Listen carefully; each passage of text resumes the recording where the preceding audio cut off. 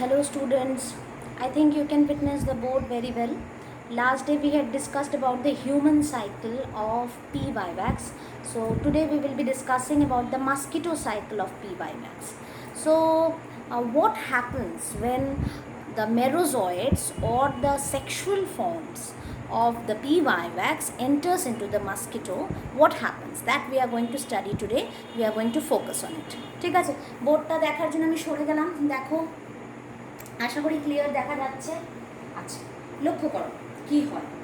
ঠিক আছে, এখানে আমি যে ছবিটা এঁকেছি এখানে ভালোভাবে দেখা যাচ্ছে। দেখো এই জায়গাটা আমি পয়েন্ট করেছি, দেখো এই জায়গাটা, এই ভিতরটা হচ্ছে গাট এপিথেলিয়াম। ঠিক আছে, gut cavity lined by gut epithelium. মস্কিটোর ভিতরে গাট ক্যাভিটির ভিতরটা আমি এঁকেছি। গাট ক্যাভিটির ভিতরে ঠিক কী কী চেঞ্জেস হচ্ছে সেগুলো আমি এঁকেছি। And this is line by gut epithelium. No doubt epithelium যখন একটা বেসমেন্ট মেমব্রেন থাকবে, সেল থাকবে, এগুলো তোমরা আগেই পড়েছো ছোটোবেলায়। ঠিক আছে, আর এখানে দেখতে পাচ্ছ যে সাইডে কতগুলো গ্ল্যান্ডিউলার স্ট্রাকচার আঁকার চেষ্টা করেছি। That is the salivary gland of the mosquito. এই দুটো পার্ট মস্কিটো সাইকেলে খুব ইম্পর্টেন্ট। ঠিক আছে, ওকে।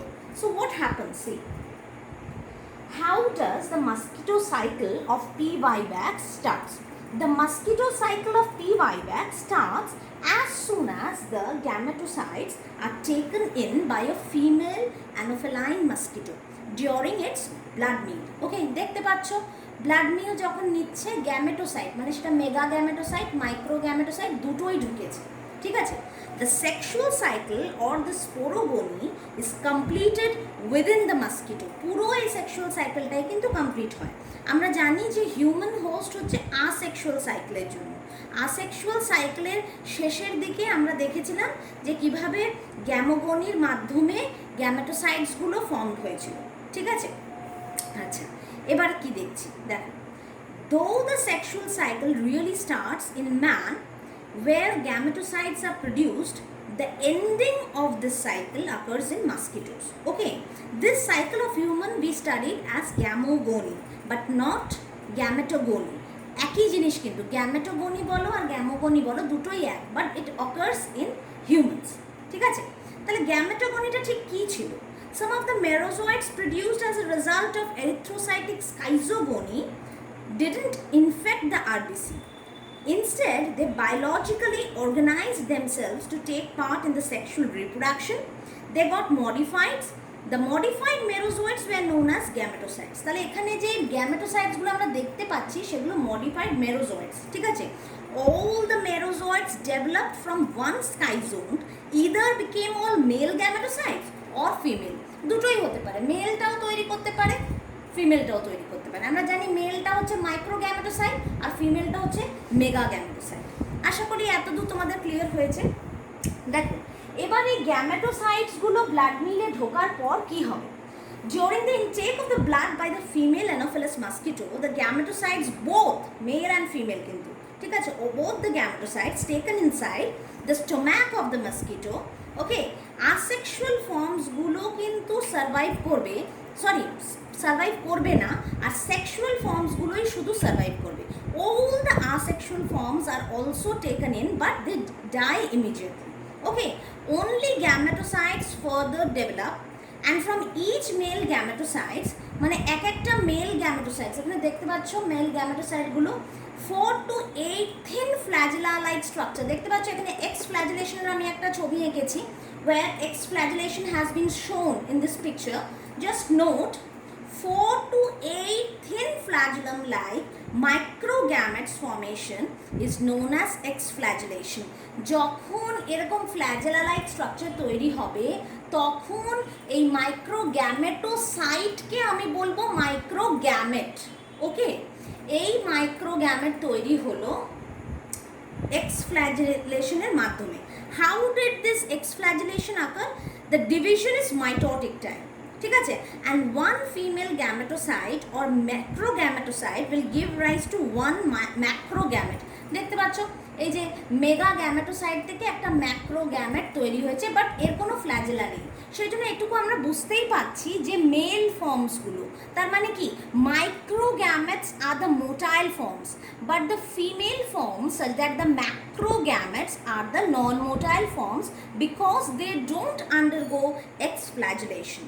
ঠিক আছে, আচ্ছা এবার একটা মজার ঘটনা দেখো এখানে। এরপর গাট ক্যাভিটির ভিতরে আমরা এতদিন জানতাম ফার্টিলাইজেশন সবসময় ওভারির মধ্যে হয়, কিন্তু এই ক্ষেত্রে প্লাজমোডিয়াম ভাইভ্যাক্সের ক্ষেত্রে কিন্তু গল্পটা একটু অন্যরকম। প্লাজমোডিয়াম ভাইভ্যাক্সের ক্ষেত্রে গাট ক্যাভিটির ভিতরেই দেখতে পাচ্ছ মাইক্রোগ্যামেট আর ম্যাক্রোগ্যামেট কেমন এই ফ্ল্যাজেলার মাধ্যমে যুক্ত হয়েছে। They are undergoing fertilization process to form the zygote. এই ফার্টিলাইজেশনটা হতে ঠিক 20 to 120 মিনিটস লাগে after the sucking of the blood. এই ঘটনাটা ঘটে যায় এবং after fertilization it will form the ookinete. Okay, উকাইনেটটা কিভাবে ফর্মড হয়? তাহলে ফার্টিলাইজেশনের মাধ্যমে after fertilization the zygote is formed within 24 hours. After fertilization zygote becomes elongated. দেখতে পাচ্ছ উকাইনেটটা আমি একটু লম্বাটে এঁকেছি, একটু ইলংগেটেড স্ট্রাকচার এঁকেছি, and motile, it will also attain its motility, and this motile zygote is then known as ookinete. আশা করি এতদূর ক্লিয়ার হয়েছে। আচ্ছা দেখো তাহলে ookinete then penetrates into the gut epithelium layer। দেখো পেনিট্রেট করে এই পারে চলে এসছে এই সাইডে। ঠিক আছে, what is this?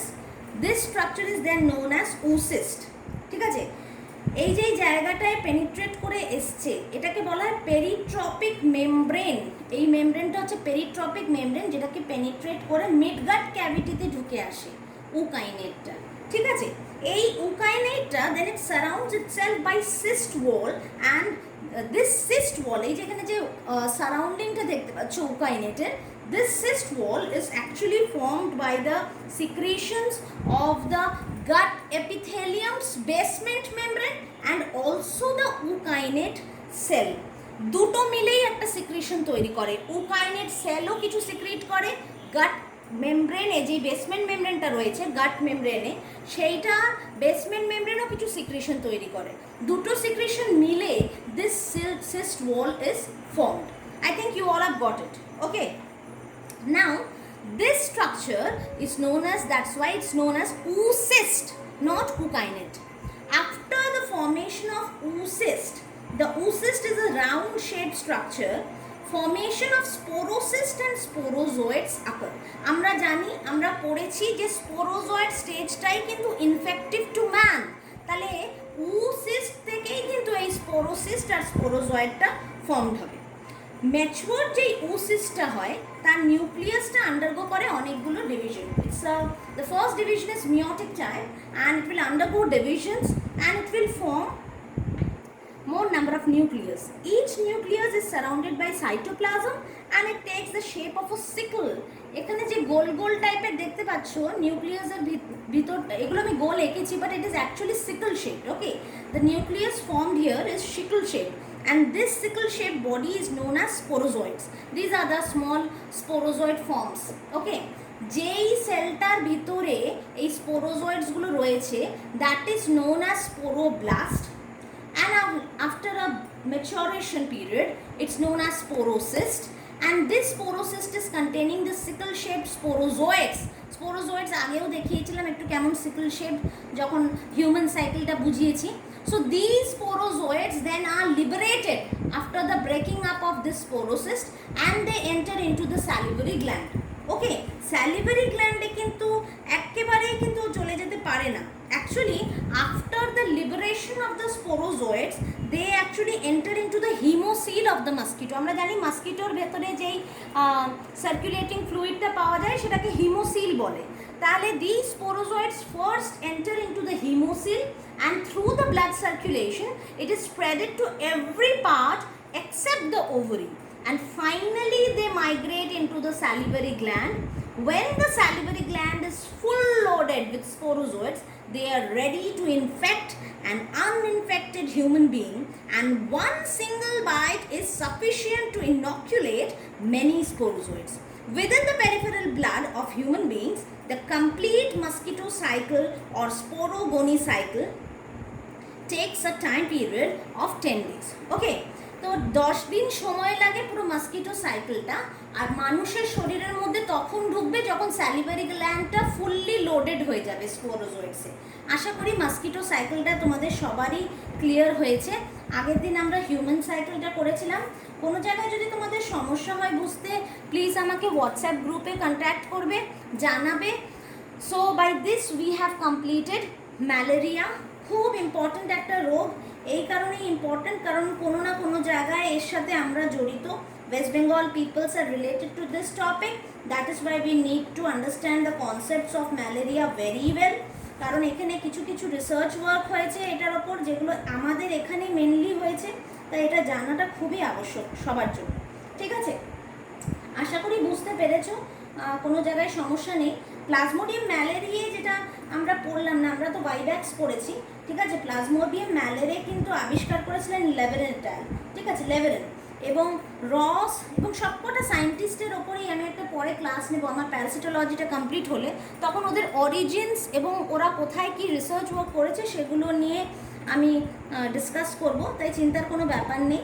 একটু একটু সায়েন্টিস্টের নামগুলো বলেছি, আর সবটা full discussion on the scientist will be done after the completion of this disease topics. Okay, আচ্ছা, থ্যাংক ইউ তাহলে।